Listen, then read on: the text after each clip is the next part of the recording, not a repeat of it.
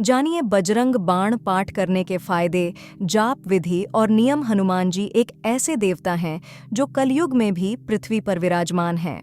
भगवान हनुमान की पूजा आराधना करने से मनुष्य हर प्रकार के भय से मुक्त हो जाता है।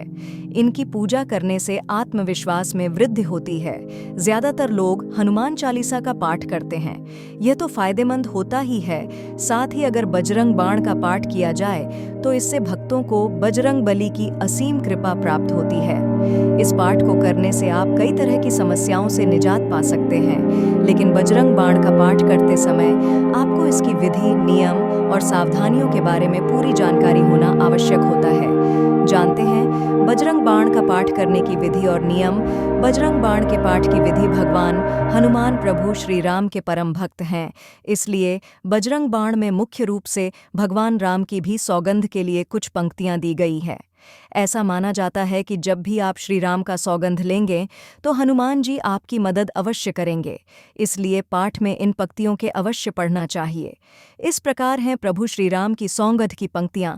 भूत प्रेत पिशाच निशाचर, अगिन बेताल काल मारी मर इन्हें मारू, तोहिं सपथ राम की, राखुनाथ मर्याद नाम की, जनक सुता हरिदास कहावो, ताकि सपथ विलंब न लावो, उठू उठू चलू तोहिं राम दोहाई, पाई परों कर जोरी मनाई। बजरंग बाण पाठ मंगलवार से आरंभ करना चाहिए। मंगलवार के दिन सूर्योदय से पूर्व उठकर स्नान करके स्वच्छ वस्त्र धारण करें। पूजा स्थान पर भगवान हनुमान जी की मूर्ति स्थापित करें। भगवान गणेश सभी देवों में प्रथम पूजनीय हैं, इसलिए बजरंग बाण का आरंभ करते समय सर्वप्रथम गणेश जी की आराधना करें। इसके बाद भगवान राम और माता सीता का ध्यान करें।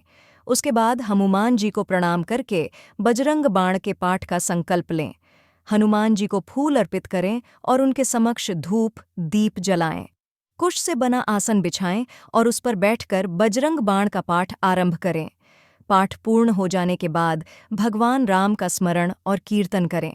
हनुमान जी को प्रसाद के रूप में चूरमा, लड्डू और अन्य मौसमी फल आदि अर्पित कर सकते हैं। बजरंग बाण के नियम। जितनी बार बजरंग बाण पाठ का संकल्प लिया है उतनी बार रुद्राक्ष की माला से पाठ करें। अगर आप गिनती याद रख सकते हैं तो बिना माला के भी जाप कर सकते हैं। बजरंग का बाण पाठ करते समय ध्यान रखें कि शब्दों का उच्चारण साफ और स्पष्ट होना चाहिए।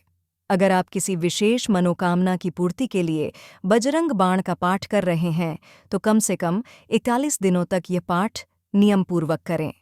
पाठ के दिनों में दौरान विशेष रूप से लाल रंग के कपड़े धारण करें।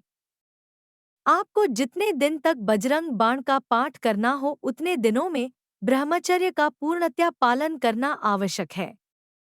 जितने दिन भी आपको बजरंग बाण का पाठ हो उतने दिनों तक किसी प्रकार का नशा या तामसिक चीजों का सेवन भूलकर भी नहीं करना चाहिए। इन स्थितियों में कभी भूलकर भी न करें बजरंग बाण का पाठ। कभी किसी का बुरा करने की कामना साथ बजरंग बाण का पाठ नहीं करना चाहिए।